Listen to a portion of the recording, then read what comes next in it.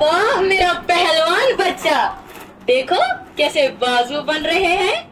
माशाअल्लाह, टांगे तो बिल्कुल रुस्तम की तरह। बड़े होकर सबको हैरान कर देगा मेरा शहजादा। ओहो अब्बासी, जरा ध्यान से, नाजुक हड्डियां है, कहीं मुड़ गई फिर जिंदगी भर लेने के देने पड़ जाएंगे। अरे बीबी जी, ऐसी बात नहीं है। आप कुछ ही दिनों में देखना हमारे नासिर मियाँ पहलवान बन जाएंगे। बेटा नासिर, अम्मी को अपनी पहलवानी तो दिखा। ये देखिए मेरी पहलवानी, और ये भी देखिए अम्मी। ठीक है, जल्दी करो, नाश्ता करना है, जब देखो चिपका रहता है। अब्बासी। जी बीबी। कहाँ जा रही है? जी वो बाजार से कुछ सामान खरीदना है। बाजार से ही जाना है तो जरा धोबी को आवाज दे। जी बीबी। हाँ? अरे आया रे आया, धोबी आया, कपड़ों का डॉक्टर कहलाया। और हाँ भाई, धोबी नहीं, डॉक्टर धोबी हूँ मैं। मेरे पास बस एक इलाज, साबुन और रगड़। अस्सलाम वालेकुम शकरा बीबी। वालेकुम अस्सलाम।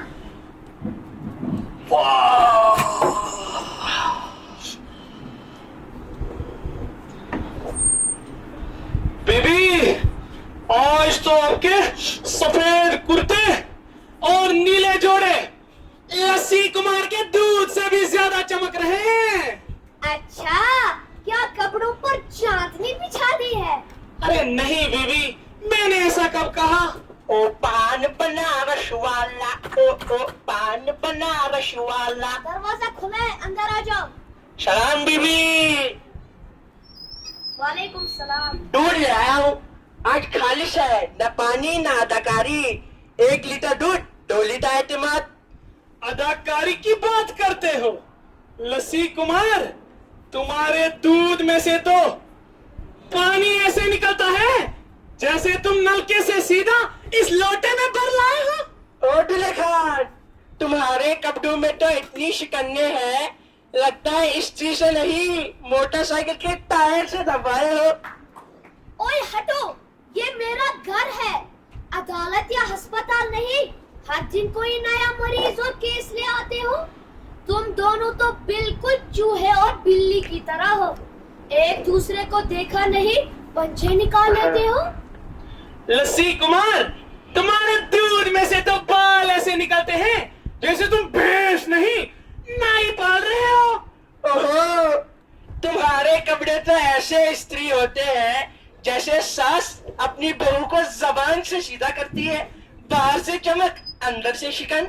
बस करो और दोनों चलते बनो। अब अगली बार आना तो तुम लस्सी कुमार, बैल के सींग, और तुम स्त्री का तार लेकर आना। जी सलाम बीबी। चलते हैं। चलते हैं। तो बिहारी की औलाद पे हाथ उठाता है। अरे भागो रे भागो, बिहारी की औलाद पागल हो गई। और हाँ, आप अगली बार आना तो पॉपकॉर्न साथ ले आना।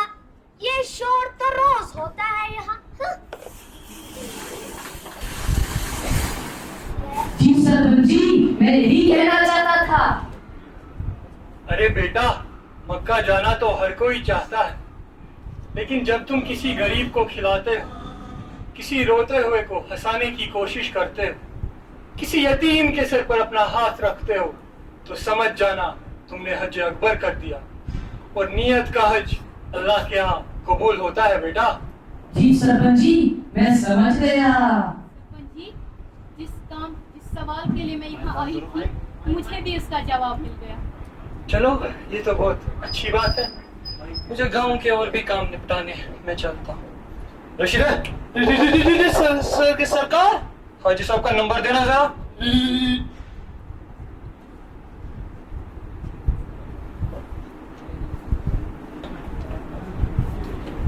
No, 9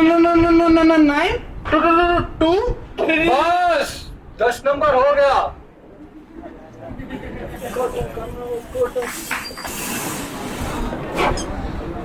पता नहीं कहाँ रह गई है ये अब्बासी, बहुत देर भी हो रही है। अजी सुनते हो? अजी सुनते भी हो? अरे क्या हुआ बेगम, क्यों इतना चिल्ला रही हो? अब्बासी को तो देखना जरा। अब क्या किया अब्बासी ने? ये अब्बासी भी कोई मामूली औरत नहीं है। हज पर मैंने सुना है, हज पर जाने के लिए चुपके चुपके पैसे जोड़ती है और सारा बार हम पर डाल देती है। अरे इसमें गलत क्या है? ये तो अच्छी बात है।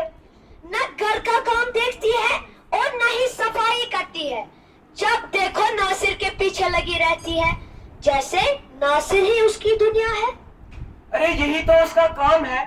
अब्बासी का कोई बेटा नहीं, इसीलिए वो नासिर को अपने बेटे की तरह पाल रही है। छोड़िए, आप तो उसी की तरफदारी करेंगे। सलाम बीबी जी। आ गई तुम? अरे बेगम, तुम्हारा तो रोज रोज का है। किस बात में सैर करने गई थी? अरे बीबी जी, आधे ही घंटे की तो देर हुई है, कोई बड़ी खता तो नहीं कर दी मैंने? ज्यादा जबान मत चलो हमारे आगे। रुको, तुम्हारे बिना बेहाल नहीं हो जाता है वो। पिछले 1 साल से देख रही हूँ, बस बच्चे को उठा लिया और सब कामों से बच गई। ये नहीं चलने वाला है। अरे बीबी जी, साफ साफ क्यों नहीं कह देती कि कोई नया दरवाजा ढूंढो? हाँ हाँ, जाओ। किसने रोका है? नहीं नहीं अम्मी, मैं अम्मी के बिना नहीं रह सकता हूँ। चुप रह तू, बड़ा बोलता है। चल तू अंदर। अम्मी मुझे छोड़कर मत जाए। अम्मी अम्मी, खुदा मुझे सलामत छोड़कर रखे मत आपको जाए, बीबी अम्मी। जी। जल्दी हाँ, मत जाए। और अपनी तनख्वाह का हिसाब कर लेना।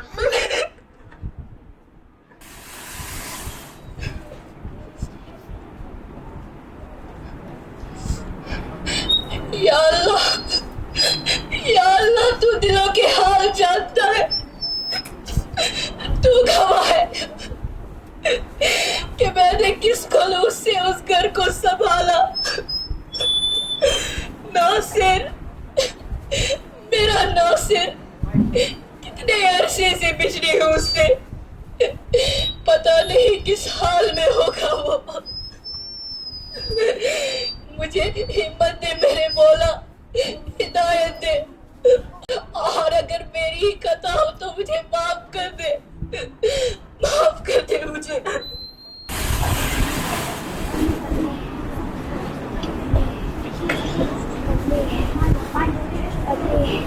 चुप हो जा मेरे औलाद, तू जल्दी ठीक हो जाएगा।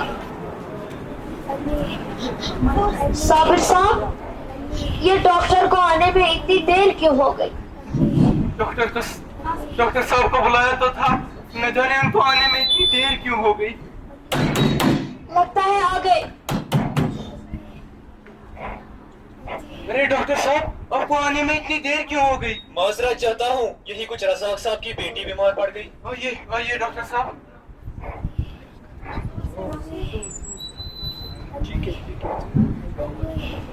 अरे डॉक्टर साहब, इसकी हालत तो और बिगड़ती जा रही है।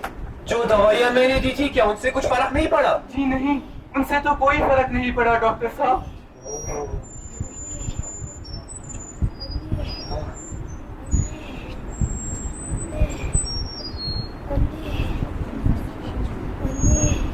देखिए, ये बीमारी सिर्फ जिस्म की नहीं लगती, कभी कभार दिल और दिमाग पे लगी चोटें भी इंसान को बीमार कर देती है। मुझे लगता है नासिर को कोई गहरा ज़हनी सदमा पहुंचा है। ज़हनी सदमा? जो उसको अंदर से तोड़ रहा है। हाँ? अगर आपकी इजाजत हो तो क्या मैं जान सकता हूँ ये अन्नी कौन है? हाँ, अन्नी हमारी मुलाजिमा, जिसका नाम अब्बासी है। अब्बासी और नासिर का रिश्ता एकदम माँ बेटे की तरह था। हमें अंदाजा नहीं था कि अब्बासी की जुदाई मेरे नासिर को तोड़ के रख देगी। ये मेरी ही गलती है, मैंने ही अब्बासी के साथ ज्यादती की थी। आप गमगीन ना हो ये बीबी। साबिर मियाँ, आप फौरन अब्बासी को बुलाइए, हो सकता है उसकी मौजूदगी से बच्चे को कुछ फर्क पड़े। हमें ये बात अब्बासी तक फौरन पहुंचानी होगी, किसी भी कीमत पर। सुना है हज पर जा रही है। हज पर जा रही है? फिर तो आपको फौरन उनके पास जाना होगा। अभी के लिए मैं भी चलता हूँ, मुझे भी देर हो रही है। जी चलिए डॉक्टर साहब। चलिए। जी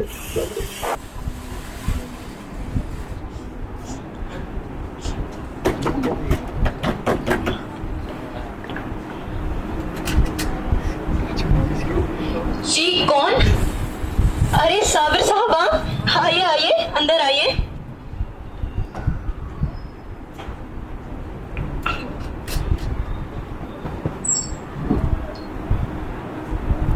कैसी हो अब्बासी? जी मैं तो बिल्कुल ठीक हूँ। सुना है हज पे जा रही हो?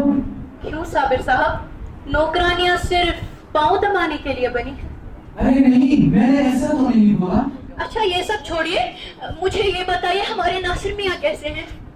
क्या बताऊं, कुछ हफ्तों से शरीर बुखार में मुब्तला है, बार बार बस तुम्हें ही याद करता है अब्बासी। हाय अल्लाह, क्या हुआ मेरे नासिर को?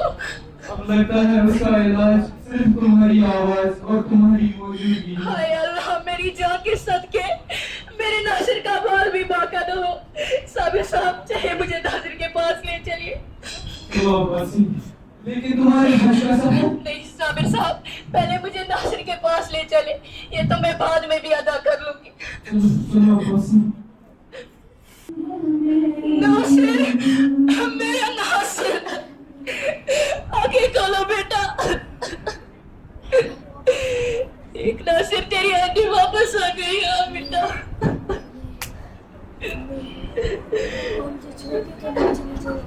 नहीं बेटा, अब मैं तुझे कभी छोड़ कर नहीं जाऊंगी।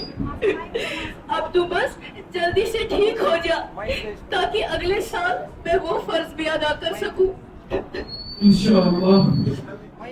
मुझे माफ कर देना अब्बासी, मुझे नहीं मालूम था कि तुम्हारा दिल इतना बड़ा है और मेरा रवैया इतना छोटा। तुमने आज मुझे हज अकबर का मतलब सिखा दिया।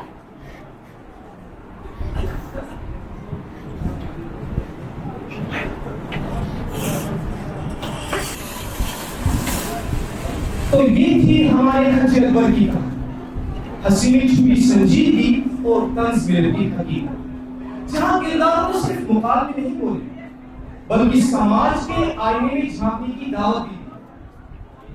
दुनिया को बेहतर बनाने के लिए बड़े बड़े कारनामों की जरूरत नहीं, कभी किसी का हाथ थाम लेना, कभी किसी के आंसू पोंछ लेना, ये छोटे छोटे काम किसी के दिन बदल सकते। और हाँ, याद रखिए, अब्बासी जैसे किरदार हम सब में छुपे होते हैं, उन्हें जगाइए, दबाइए मत।